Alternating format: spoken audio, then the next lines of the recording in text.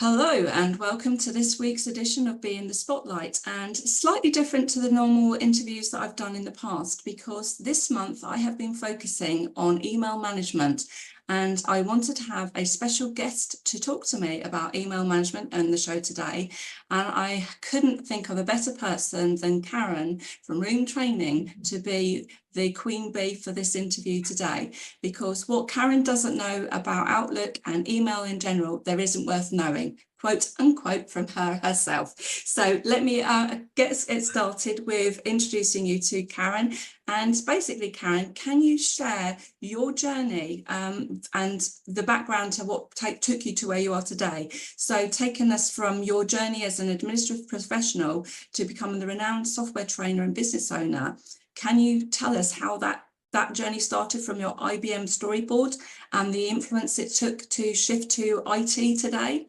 Yeah, thank you very much. Well, first of all, thanks for having me, Sue. And those words you said weren't my words, was one of my delegates. I would never dare to say something like that about myself. I remembered it though. I remembered it. It's great. But I'm not one who blows my own trumpet, but it's lovely to be here. So thank you very much. And I love the way you're drip feeding your tips to the audience. So that's why I said yes to your invitation. Well, thank you. You're very welcome. And actually, yeah, what you say, I started off life many years ago as a assistant myself. And I'm here to support EAs, PAs, secretaries, whatever you want to call the administrative profession. I'm Dutch, by the way. Yeah. In the Netherlands, we still call secretaries. They don't call themselves EA, PAs. But yeah, I was one myself, and that's why I think I can actually feel what the pain is. You know, I've been there myself. And the journey, how I moved into IT was actually quite an interesting one, because I've always been one for lifelong learning, like you. Constantly want to learn things. And that's why I also think we're good educators, because we actually use it ourselves, find it out. But what happened as a PA, I actually, or they were looking for a volunteer to write a story, or I should say a PowerPoint slideshow, but PowerPoint didn't exist. I told you it was a long time. It didn't exist. So I was volunteering for this, and I had to learn sort of coding, because what it was, IBM Storyboard was like a coding program. So I was sent to a course, learned how to do this, and I got really excited about it. I really got into the coding bit. I was never good at it, by the way, hence the fact that I'm still doing what I'm doing now, you know, training, software training of the practice. Yeah. But what I loved it, and what I did then is I went back to school, if you like. So I did a H&D equivalent sort of thing, like what's here in the UK. So our American audience wouldn't have a clue what I'm talking about, but it wasn't a university degree, but I did it on top of my day-to-day work. And that's how I really got into IT. And I was working for a big organization that then gave you an opportunity to actually get a different job. So when you actually did that, so I went to a help desk, loved that because I love people. So I could combine my love for IT with people. And then at some point I became the manager, and you know, that's how my life evolved. But yeah, it was quite a interesting way to roll into IT. I know. I so much when I think this is possibly why we've gelled so much. So much of what I hear about your journey and your experiences is so much like my own. So much like my own. Funny, you know, first job, this is the computer, we don't know how to use it. This is the manual, you work it out. At 17, my introduction to computing was to figure it out. And then I went on to writing the training material and showing people how to do. Did such a good job. I did myself out of a job. Oh my God. but it was you know, it was the first learning curve of going into stepping into the world of training and about IT. And again, I was in, same as you, roles of secretary, hated every minute of it, but I loved using the computer, and I went on and developed my skills in desktop publishing, and then Yeah, but that's interesting because I didn't hate my secretarial work. I loved it. So I wasn't even looking for a When I different say I role. hated the work, it was the typewriter I actually hated using. You know, the computer was a Like a whole different clunky, ball yeah. game, a That's whole a good different ball point. game. So luckily Yeah, for me, yeah, and I started off using word processing and databases from basically from day one. So I've always been about data, managing data and presentation of yeah, the data. yeah. So my career was in a state agency to begin with, then went into recruitment. And then after I've been in those environments for about 5 or 6 years, I then ended up working in the NHS and started up setting when they went to self-governing trust. So I set up the trust office. Yeah. I did the computerization of the waiting list as we were moving on to from paper-based to electronic and data entry. So quite a lot of stuff in the NHS, and then the role I went into medical education, medical audits. I became an audit administrator and desktop publisher, doing all the questionnaires, producing the junior doctor handbook. So totally very much in that sort of career path. And that was where I also started training for the first time in the NHS. So I did the training for the audit administrators, and then I got some private work as well coming through.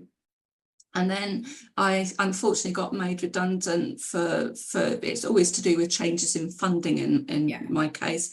And then I went to work for another big blue chip company. So back in the secretarial admin PA role again. Yes. But I'd been doing, by this time, I'd been doing some private work in the Honey's IT sphere, although not in the form of it as now. But like you, many years ago, it started, people think it's only now, but it's been around for a very long time. And then I had also a career change where I went onto the IT help desk, setting up the IT help desk. And then it shifted, because then, like you about the training, I didn't do an HND, but I went to do my JEB and teacher training diploma in IT. And I never ever thought I would be standing up in front of a room full of people, because I just suffer so much from nerves and stuff like that. But I ended up doing it, and the JEB led to my Cert Ed, which then led to my full degree in post-compulsory education and training. And Well for the done. last 25 years, that's been the main part of my life. So very, very, very similar. It is very similar. Interesting. So it's surprising. So there you go, guys. We've got a lot more in common. Yeah, absolutely, we do. Anyway, so obviously background and experiences. The interest at the moment, as I said, is very much on email management, and as I said at the start, with this month's series being on that, I couldn't think of a better person to speak to, because you really have been taking on the challenge of all the issues that have been arising over the Outlook upgrades, and the challenges that we're facing. So I think I would definitely say that in the camps of the pros and the not so fond ofs, you're very much in the I'm a fan, and I'm definitely in the I'm not such a fan of, for various reasons which we won't bore the audience with. But obviously I do, as part of my digital skills training, email is very much something that I'm teaching on a regular basis.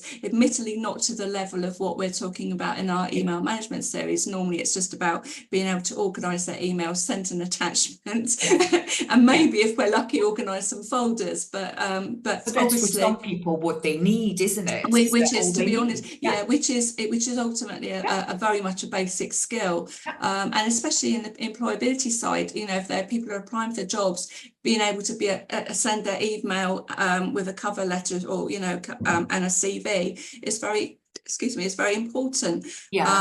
But as you and I know, in the professional world and the business world, there is a lot more to learn, lot more to learn. And I really feel that with the series that you've been running on LinkedIn, along with my own, that there is a lot of things out there that people possibly have heard of, but don't know how to do. And I think when we are busy, we don't have that time to spend trying to figure things out. Yep. And although YouTube is brilliant and I love it, it's not always the same as having a person in the room with you that can hold your hand and help you to do it. Absolutely. And even the super techie people, it's time that they don't always have time to do. Yeah. So, and I think that is what I wanted us to focus on together, with your skills and knowledge and mine as well, my enthusiasm.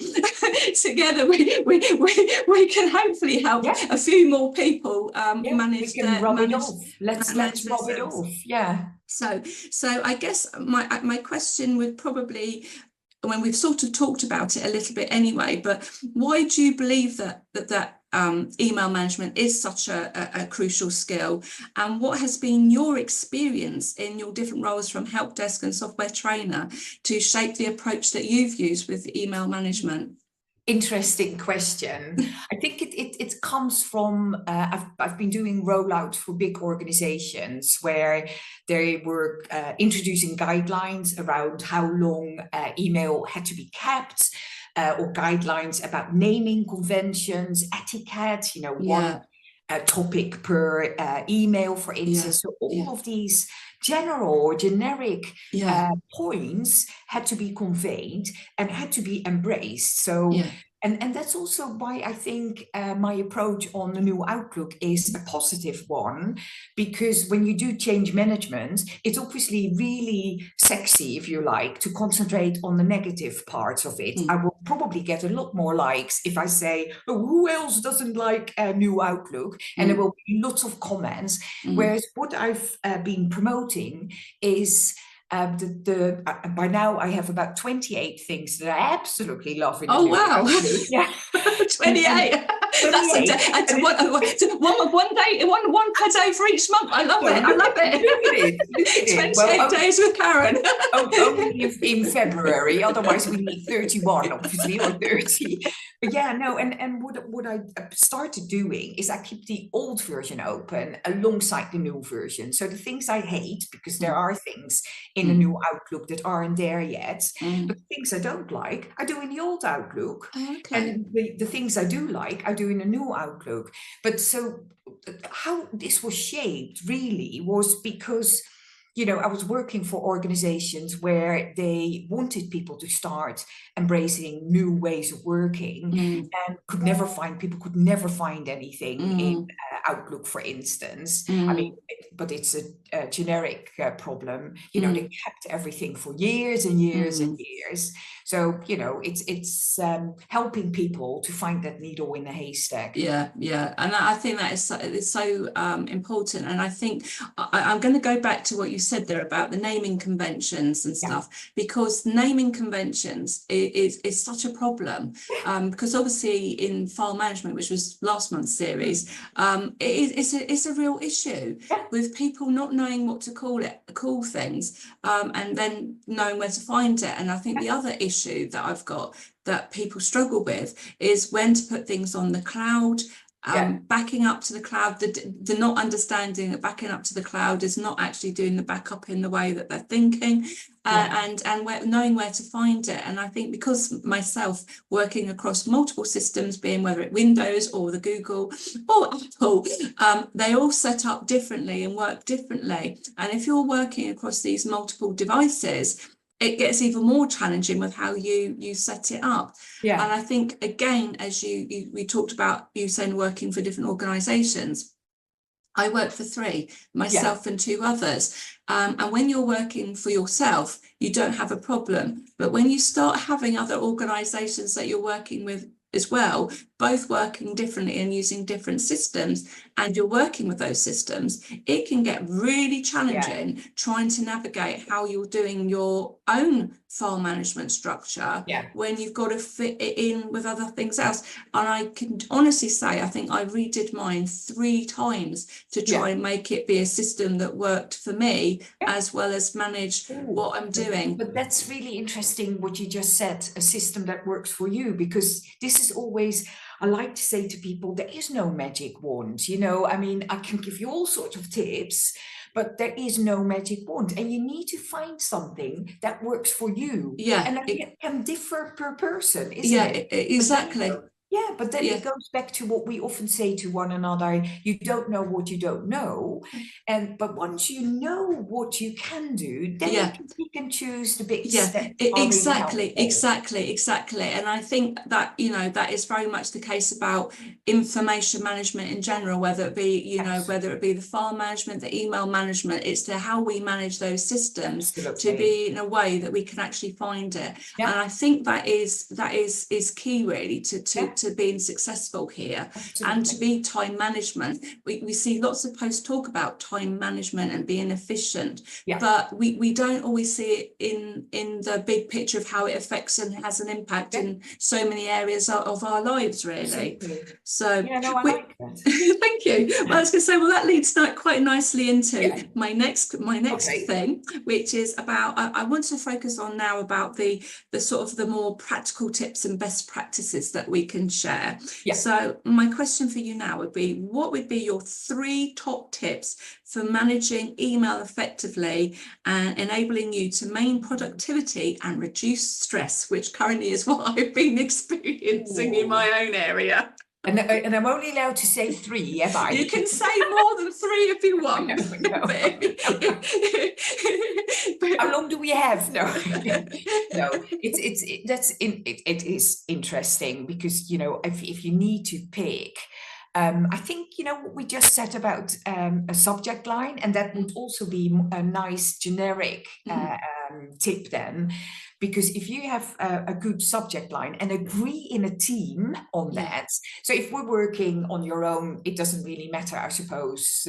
But if you email within a team or in an organization, do things like in the subject line for information or for action or for review. And I use it with my clients. So if I, for instance, say for advice or for review, I see that it has a better feedback, I suppose, or Oh, easier way of giving that's a back. really good idea. Sorry, just penny dropping on what you were saying there.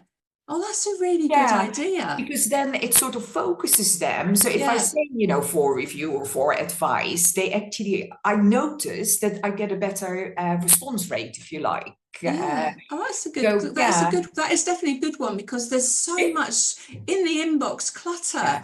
yeah, yeah, And especially with the work words, sometimes things can get overlooked or yeah. missed. Yeah, and So, that's interesting what you just say then, because if you agree in a team, so let's say you're mm, working for a big organization mm, and you know that everything that has in the subject line for review or something mm, like that, you could actually set up a rule, that would be another tip to actually mm, set up rules that mm, anything with a specific subject line, it goes in a particular folder or mm, you work with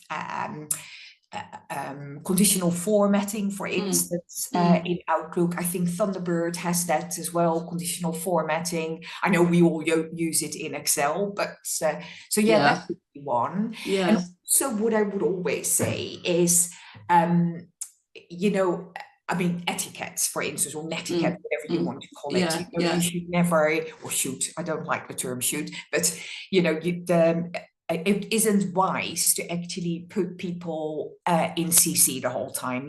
A lot of us do it to cover our backs, yeah, yeah, assistants, and I don't mean it in a patronizing way, but we yeah, call our boss in, for yeah, instance. It yeah, might be much better to have like a 15-minute face-to-face. yeah, And I yeah, know that it's difficult to find time with your boss, yeah, perhaps, yeah, but yeah, something like that. But yeah, the thing with that CC is I know some people have set up a rule that if they are only in CC, that it automatically goes into a particular folder. I, for instance, have set up a folder that is called When I Have Time.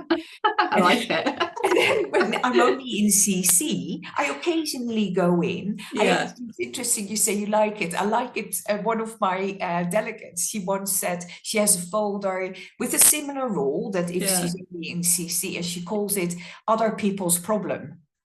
Yeah. No, that's a good way of organising. I mean, as I said, I think I have 15 email accounts that I have to manage, which is well OTT for anybody. I have sort of dropped the husbands and the sons and said that, look, I'm not being funny. I got enough of my own without managing yours now. Thankfully, one of the positives about the downside of my Outlook keep wiping itself off my computer but that I can't be bothered to keep loading them up again to add to it. But it is what I don't like, which I know is something that is people are positive for, but it isn't something I do. I don't like group messages where it keeps it in a thread. I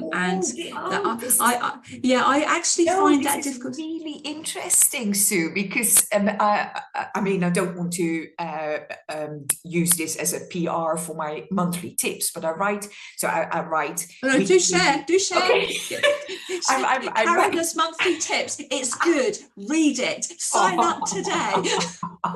Yeah, well, I post on LinkedIn on a very regular basis, but I have an email group that I email, and I actually, the one for July, 1st of July, is all about that thread.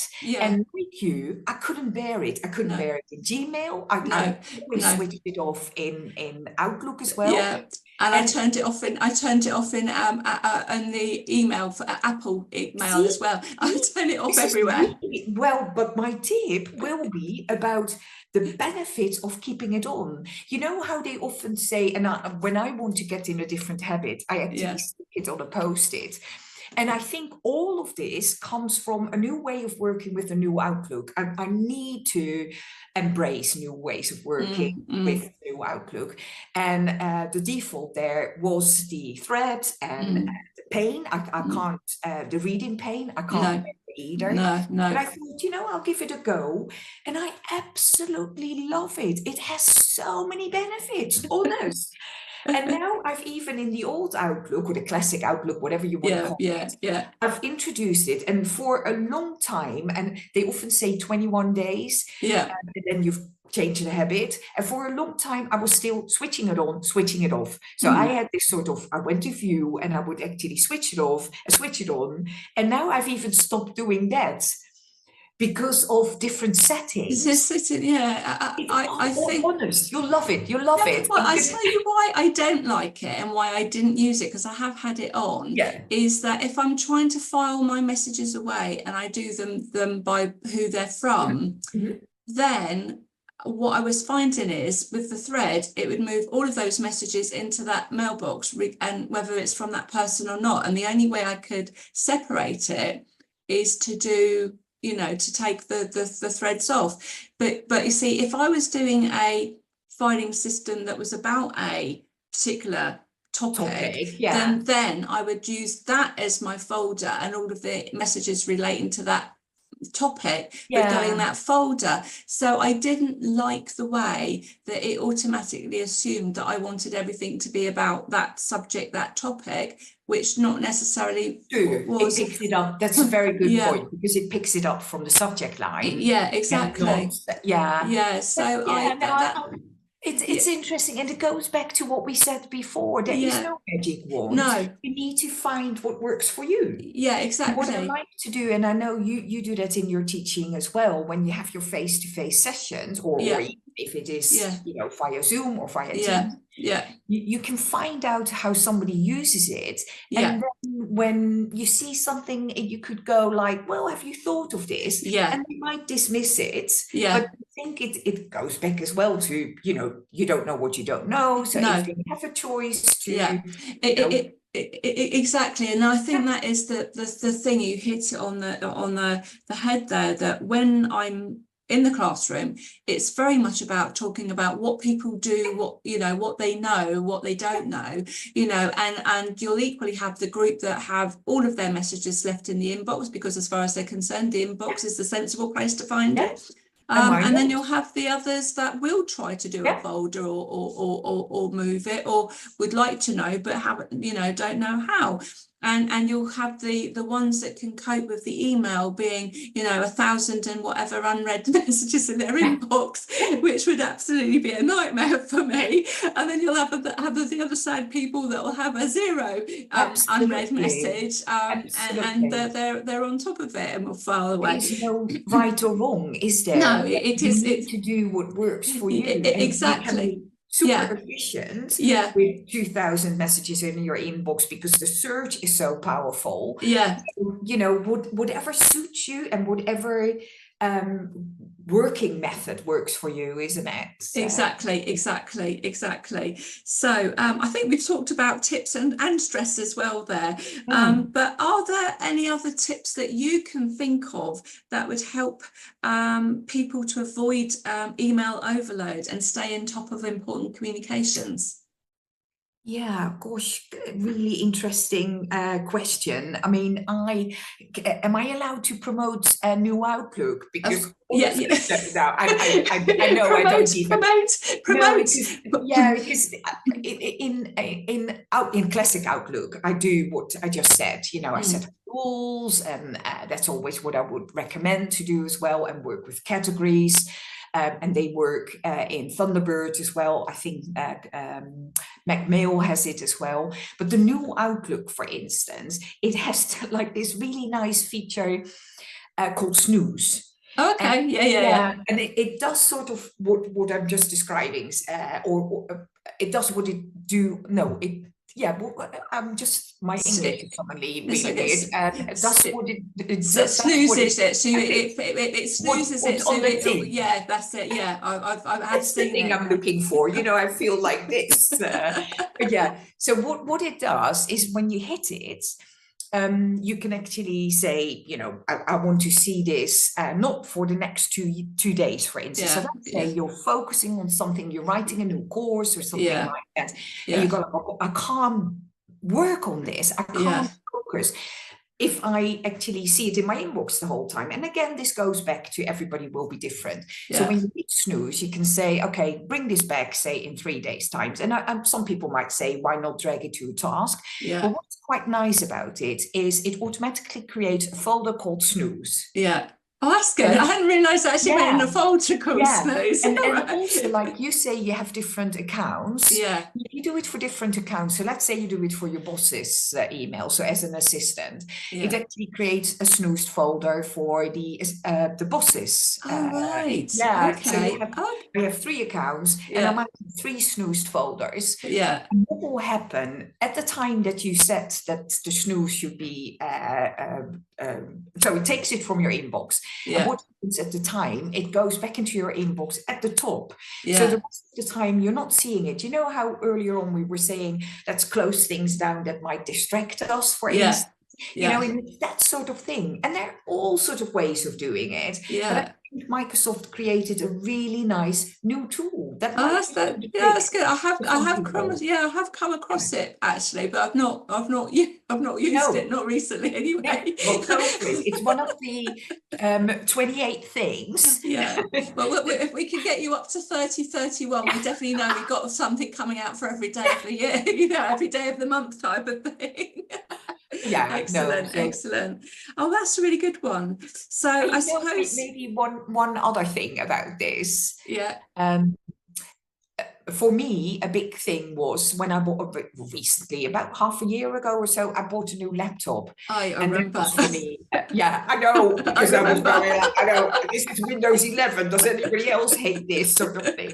But it's this lifelong learning thing, isn't it? We need to embrace. And now, I mean, there's still a couple of things that I don't like about it. But what was really good for me there is that I needed to set everything up. Like, we know how you have to do this. And actually, I had to suddenly do things again in Outlook, for instance, and I decided to do things differently, like what I just said with the thread, the conversation view, if you like. And I've started embracing. I got rid of all sort of old tasks. Sometimes just going forward from a particular point. Might just also help. I don't know. I mean, we're all different, but No, I think you've given a lot of good tips there. a lot of good tips there. And I think, as you said, you know, being lifelong learners that we are, we're naturally inquisitive. We love learning. I mean, that is our passion. That is our, I can't think of the appropriate word to say, but I know what I was going to say, probably not an appropriate thing to say for it. But let's just say it's our motivation. It's our the thing that feeds our passion, if you like. Absolutely. And I think, you know, that you never know everything, and anybody who says they know everything would be lying to you. And I think that's the thing with IT, is it's continually changing. It's never stayed the same. You know, I mean, I've still got all my resources for the last 25 years. I've got a shed full of them all. But I can't bear myself to part company with it all, because of the amount of time it's taken to sit there and write it and accumulate it all and everything. But obviously, personally, the biggest shift that we've had in our profession is definitely got to have been the move to going completely digital. And when I say going completely digital, you know, the days of having the handouts all written and produced and photocopied in a lovely bound book to give to clients, we can't do that anymore. We can't do that anymore. And having to a way of getting that to them, even when they start out, it is a challenge, because you know, so there are so many things that we've had to learn to do to embrace the changes of technology. Absolutely. There are also obviously those that that aren't able to cope because of things, and I do feel very passionate for them as well, but I digress. But what I would sort of also say is, we've talked a bit about the prioritizing strategies and tools that we've used, but can you give an example in your career where the improving of the email system has made a massive impact on either the work that you do yourself or the work that you do with your clients, and how it's helped them in... Yeah, I suppose.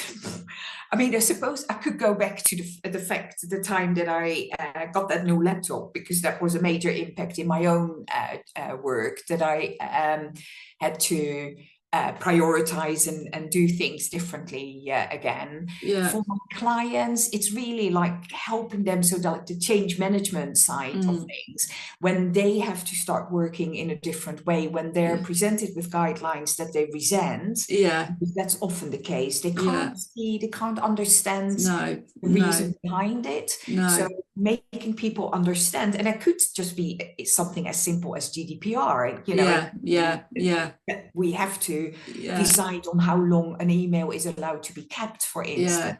But I think if people understand, I don't have children myself, you do. But if a child knows why they're not supposed to do something, and I'm not comparing, you know, our students, our delegates with children, but it is that same sort of thing. When people understand why a change is happening, then we're more likely to embrace it, isn't it? I think you're right there. I think you're right. You know, that there are I'm glad you actually raised, going off tangent a little bit, but you've mentioned about the GDPR and about the systems and the regulations. And you and I know from our roles as PA administrator how important it is to have systems in place and to document what it's you're doing. And I know a lot of people will go on about that, especially the EA world. You know, VAs will actually make that as their business of being there to go and write systems and document stuff. But, you know, how long do we hold on to our emails? You know, that's a really good question. It's a really good question. I mean, how often do you actually sit there and delete messages from your email? And I mean, I've got two of my accounts, which are the longest ones that my most used, are Yahoo accounts. I've had nothing in there about to say that the account is full. I've whatever. It's never told me I have to delete anything. It's just all there. Whereas Gmail, I know that I've had, you know, people that have said they filled it up and, you know, their cloud storage is all gone because basically everything's gone there and we've had to buy storage. Me, I've got multiple Gmail accounts for different things, you know, too many to manage. I've got to try and delete some of them. But and thank goodness it's quite cheap, isn't it? So their storage, Gmail's or Google storage is quite I think it got more expensive with me when we had to buy the extra cloud storage for photos, which in both my cases, the file management or cloud management training or the one-to-one support stuff I've had to do, it's where we've exhausted all space and we're trying to work out how we can get our devices. It's funny, two completely different clients, both having exactly the same problem. But it was the problem solving of what happens when you filled up all your storage and you're trying to reduce it or do things cheaply. But yeah, so definitely I've found having different accounts for different purposes has managed to separate that. I saw your tip about that, which is nice, isn't it? It is. And I actually the other thing I found was and it's been because I've been in the position of help desk and tech support and stuff like that, people have left and accounts have been set up in that person's name with their phone number, and you're trying to get into that account and you can't get hold of it. And even in the last job I was in on a 9 to 5, I was trying to set up generic accounts for different roles. But I was overwritten with the no, do it in the name of the person. So of course I was overwritten, and when people have left, the emails are in the name and stuff like that. But from an IT thing, I made sure I did it as generic accounts with it, even in my own business or ones I manage for other people, because believe it or not, I managed a lot of stuff for other people as well, which I don't talk about too much. Well, that goes back to our support role. I think we have it in us, isn't it? Once an EA, always an EA. I think so. And I think it's like there. But I've looked at it as if it comes this time where enough is enough, I've had enough. They've got the email account, they've got the password, and you change the details over because it's generic. Exactly. And it's also like me thinking, well, if I ever did get a bit busy enough and I need the extra help and I've got the income, I've got it. But it's like being the spotlight. Exactly. Well, being the spotlight was the latest one I've decided. It's got its own entity with its own email address, and then if anybody's interested, they can email me at beingthespotlight@gmail.com, or they can follow me on the YouTube channel. You know, it's all got its own name and its own account. But it does make it easy, especially if you are then working with other people on the team, that you can then manage the access of it. So, but it all links into these mistakes. I bring the term management, file management, email management, systems, procedures, the management of the processes. It all brings it in together. And I think I've talked about common mistakes here quite a bit, actually, with the mistakes that people make. They don't think of the bigger picture. They don't look at it as a whole. They look at it now. They don't look at it in the future. And I'm very much about big picture, you know, where are we now and how do we grow that? So even with me in my business, albeit very, very small, I have a vision of how I see the whole thing, where it can go and what it will do. And I do that, I manage it on how I can see it going. It just takes me a little slower. An example in a way, isn't it? And mistakes, I mean, I always think, you know, there's no such thing as wrong, you know, if you think about what might be a mistake that people make. But I mean, one of the one of the things that I often see, you know, we spoke about, for instance, more than or not a clear a subject line, you know, I mean, that we spoke about that already. But for instance, what I also see is people sticking 6 different topics in one email. Because how could whatever you want to have in the subject line refer to 6 items? I mean, you could obviously say bits and bobs or something like that. Consider splitting it out. So, I agree. And I think the other thing that I see a lot of mistakes being made, early on mistakes, are because people have got so used to sending text messages now Yeah, and writing in text style, that when they do their emails, they write it and compose it as if it's a text message. Interesting. No, and no pauses, no commas or anything, all in one long Good thing. Good point. And yeah, I really struggle with that, and I personally can't read messages like that. I have to go down. I can't go across the way they do it. And so that's exactly. So I find that very, very difficult. And I always sort of say, think of me as a potential employer, because you know you want to impress me. Absolutely. So you know, because if this is how you write. If how you're writing to me is how you would write to employer, that could be why you're having trouble getting further. I saw your reference in your recent post about emojis or emoticons, whatever you want to call them. And I did last year, I worked with a gentleman who lost his eyesight, and I asked him, you know, what do you think of emojis? Because obviously what the screen reader will do, it will read out the emoji. So for instance, you know, hands clasped together for an applause. And he said he doesn't mind that, but he said, please, please, please don't do 3 of those at the end. No. Because he says the screen reader will go hands clasped. No, it actually will even say white hands or black hands clasped together, white hands clasped together, white hands clasped together, because it's reading it out. Exactly. So if you know that you're emailing somebody who has eyesight problems or is dyslexic or has you know, what will you call it when somebody can't distinguish the colors properly? Color blindness. Colorblind, there is a proper name for it. Colorblind. You know, consider these sort of accessibilities. This is it, because that's one of the things that going off at a tangent again. But the use of emojis has come very much from the use of ChatGPT and AI to humanize the way that we're working. Instead of having it's tried to put emotions in it. But even then, you can see sometimes the overuse of emojis in how it's going. And I've seen some people that do so many posts that are just full of emojis. And I'm thinking half the time, what does that emoji mean? What does that emoji mean? What's the added value, isn't it? What's the added value? Exactly. But I mean, I work with a lot of people that English is either an additional language or they have got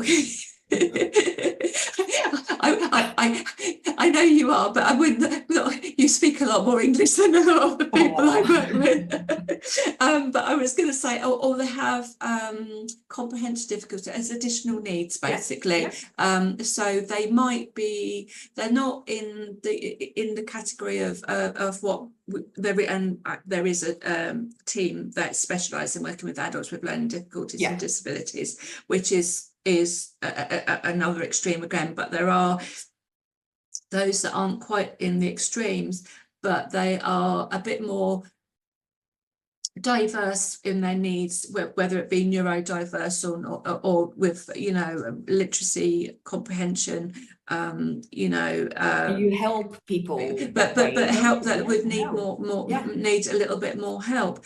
And funny enough, doing the exams this week has been a classic example of a situation where read as literally taking the words as is said and not fully understanding the words, because the first word said add, and that was what was interpreted, add, without reading that it was actually talking about a formula that was using, it was add a formula to the box that was multiplying, but we read the add, and that's what we did. And there was another one about looking for you know, certain information, but the you know, the information taking it literally. And there's a lot of people that struggle with that. And you help people that way, don't you? You do that in your job. That is exactly what I'm doing. So it's trying to find the accessibility tools to make them aware that will help them, but also that there's not always the right tool that's appropriate for doing that type of thing. So, but it it is interesting to sort of see how things, and this is why I think, you know, we all learn from each other. We all, you know, like I said, you don't know everything. And like you and I both say, we don't know what we don't know until we realise we don't know it. And personally, I think that the digital skills and moving to the digital skills curriculum and what I had to do for that and learn for that, especially in the world of social media, you know, we all go, we were all comfy in our Microsoft Office doing all what we've been doing for the year on, which, to be honest with you, wasn't really stretching and challenging if you're doing the same thing over and over again. In fact, it can get boring because you aren't, because it's the same type of level learned all the time. You don't get to push yourself to do something different. People are always different. I mean, even if it's the same topic, day in, day out. But for ourselves to try and learn something new, we lose the motivation because there's nothing challenge us to do it. And which is why I love. Yeah, but then goodness, Microsoft keeps introducing new things. That's true. But I was going to say, which is why I love the classroom, because you get all of those spontaneous questions that are asking you, which I know we're supposed to get from social media, but I don't find I do get those questions. I like the real life questions I get asked that make me think and on the spot produce it. Trying to get in that mindset for writing, not such an area that I find easy. Accessing that bit in your brain. Definitely.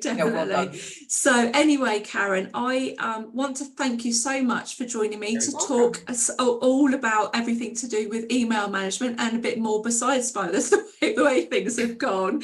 But I wouldn't be fair to you without actually asking you to tell us a little bit about yourself and what you've got coming up. So, Karen, what has Karen and Roem Training got lined up for the next couple of months, and what can we look forward to coming out from your stable?